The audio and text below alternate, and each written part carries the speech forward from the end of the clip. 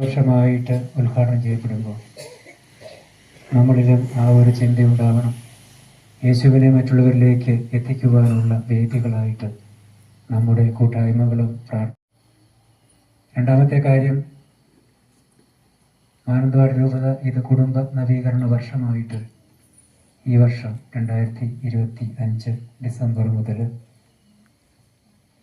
അടുത്ത ഡിസംബർ വരെ കുടുംബ നവീകരണ വർഷമായിട്ട് ആചരിക്കുകയാണ്. അപ്പോൾ കുടുംബങ്ങൾ എങ്ങനെ നവീകരിക്കപ്പെടണം? അത് നമ്മൾ ഓരോരുത്തരും നവീകരിക്കപ്പെടുമ്പോഴേ കുടുംബം നവീകരിക്കപ്പെടുകയുള്ളൂ. ഉദാഹരണം പറഞ്ഞാൽ, നേരത്തെയൊക്കെ നമ്മുടെ വീടുകളിൽ സന്ധ്യാപ്രാർത്ഥന ഉണ്ടായിരുന്നു. അപ്പനും അമ്മയും മക്കളുമൊക്കെ ഒരുമിച്ചിരുന്ന് പ്രാർത്ഥിക്കുന്നൊരു പതിവ് നമ്മുടെ പാരമ്പര്യത്തിലുണ്ടായിരുന്നു. ഇന്ന് നമുക്ക് സൗകര്യങ്ങൾ കൂടി, വിദ്യാഭ്യാസം കൂടി, എല്ലാ ആധുനിക സംവിധാനങ്ങളും വന്നപ്പോൾ നമ്മൾ മെല്ലെ പ്രാർത്ഥനയിൽ നിന്ന് പുറകോട്ട് പോയി. ഇന്നിപ്പോൾ കർത്താവിന് മാലാഖ മുഴുവൻ ചെല്ലാൻ പറഞ്ഞാൽ നമ്മുടെ പല കുട്ടികൾക്കും അറിയില്ല. നമസ്കാരങ്ങൾ ചൊല്ലാൻ പറഞ്ഞാൽ പല കുട്ടികൾക്കും അറിയില്ല. വിവാഹം കഴിക്കാൻ വരുന്ന വ്യക്തിയോട് തിരുസഭയുടെ കൽപ്പനകളും മനസ്സാപ്രകരണവും ചൊല്ലാൻ പറഞ്ഞാൽ അറിയില്ല. യാഥാർത്ഥ്യങ്ങളാണ്. സംസാരിക്കാൻ പോകണമെങ്കിൽ എത്ര കാര്യങ്ങൾ ഓർക്കണം. തിരുസഭയുടെ 10 കൽപ്പനകൾ. ബഹുമാനപ്പെട്ട നമ്മുടെ പ്രിയപ്പെട്ട വികാരിയച്ഛ, സ്നേഹമുള്ള കൊച്ചച്ച, ഞങ്ങളുടെ വാർഡിൻ്റെ കോർഡിനേറ്ററൊക്കെ ആയിട്ടുള്ള ജോസഫിൻ സിസ്റ്റർ, മറ്റ് വന്നിരിക്കുന്ന എൻ്റെ സിസ്റ്റർമാരെ, ഈ വാർഡിലെ പ്രിയപ്പെട്ട സ്നേഹമുള്ള മാതാപിതാക്കളെ, എൻ്റെ പ്രിയപ്പെട്ട സഹോദരി സഹോദരന്മാരെ, വാത്സല്യമുള്ള കുഞ്ഞുമക്കളെ, എൻ്റെ ജീവിതത്തിൽ ആദ്യമായിട്ടാണ് ഇങ്ങനത്തെ ഒരു കുടുംബ കൂട്ടായ്മ ഞങ്ങളുടെ ഈ വാർഡിൽ ഉണ്ടായിട്ടുള്ളതാണ് എനിക്ക് തോന്നുന്നത്. നമ്മുടെ വാർഡുകളിലൊക്കെ പ്രാർത്ഥനയൊക്കെ നടത്താറുണ്ട്. കുടുംബങ്ങളിൽ വന്ന് പ്രാർത്ഥിക്കും, കുറച്ചു നേരം കുറിച്ച് സംഭാഷണങ്ങൾ നടത്തും, കാപ്പിയെ കുടിച്ച് പിരിഞ്ഞും സന്തോഷത്തോടെ പിരിഞ്ഞു. പക്ഷെ ഇതുപോലത്തെ ഒരു കുടുംബ കൂട്ടായ്മ നമ്മുടെ വാർഡിലെ നമ്മുടെ ഇടവകയിൽ ആദ്യമായിട്ടാണെന്നാണ് എൻ്റെ ഒരു അനുഭവം.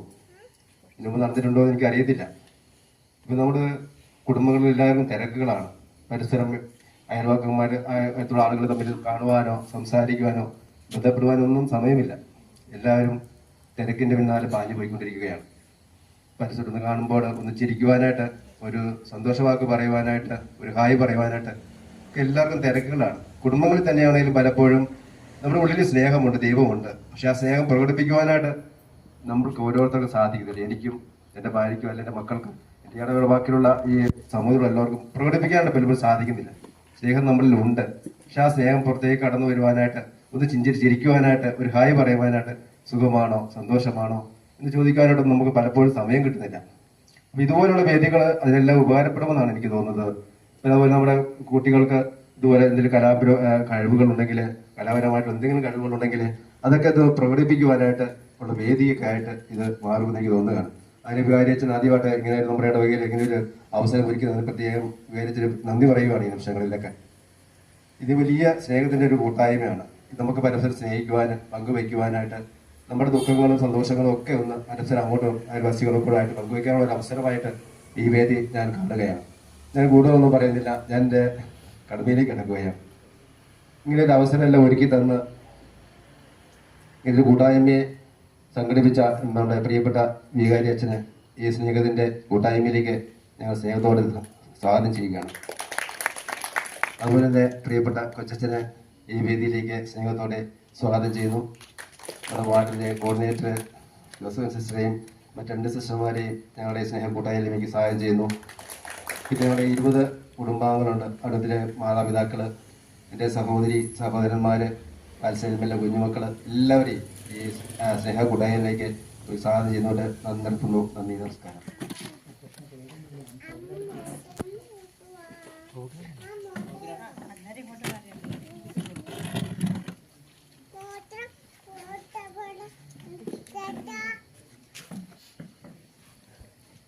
അതായത് നമ്മുടെ ഈ കുടുംബ കൂട്ടായ്മകളിൽ നമ്മുടെ യൂണിറ്റിൽ 4 പേരാണ് ഇലക്ട് ചെയ്യപ്പെട്ടിരുന്നത്.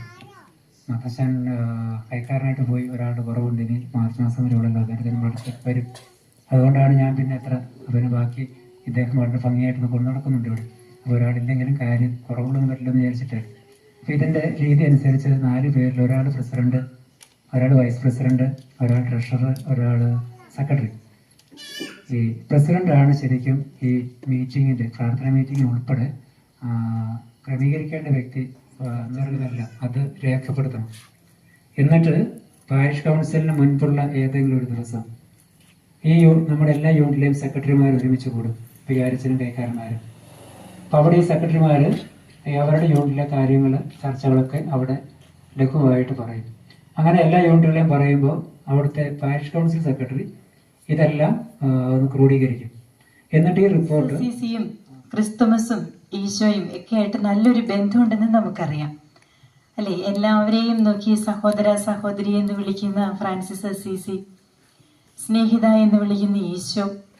അപ്പോൾ ഈ സാഹോദര്യത്തിന്റെയും സ്നേഹത്തിന്റെയും ഒക്കെ ഒരു അനുഭവം നമുക്കും ഇനിയും ഉണ്ടാവേണ്ടതായിട്ടുണ്ട്. ഉണ്ട് ഇല്ലെന്നല്ല, ഉണ്ട്. അത് കുറച്ചും കൂടെ നന്നാവണം എന്നുള്ള ഒരു ആഗ്രഹത്തെ നമ്മുടെ ഇടവകയുടെ അധ്യക്ഷനായ അച്ഛൻ പറയുമ്പോൾ അത് അതേപോലെ തന്നെ ഉൾക്കൊള്ളുന്ന കുടുംബാംഗങ്ങൾ ഉള്ളതും ഇടവകയ്ക്ക് അനുഭവം വളയ്ക്കാതെ ഒന്നും അതിനകത്തോട്ട് പ്രവേശനമില്ല.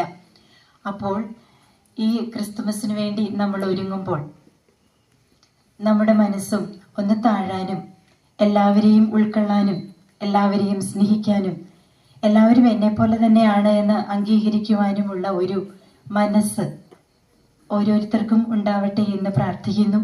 ഇന്നത്തെ ഈ കുടുംബ കൂട്ടായ്മയ്ക്ക് എല്ലാ നന്മകളും എല്ലാ ആശംസകളും നേരുന്നു.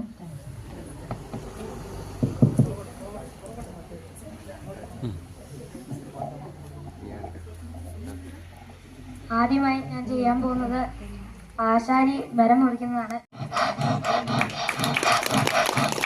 അടുത്തതായി ഒരു ലവ് ബേർഡ്സിന്റെ ശബ്ദം.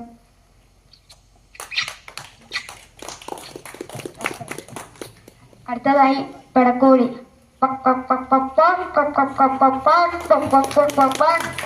Thank you.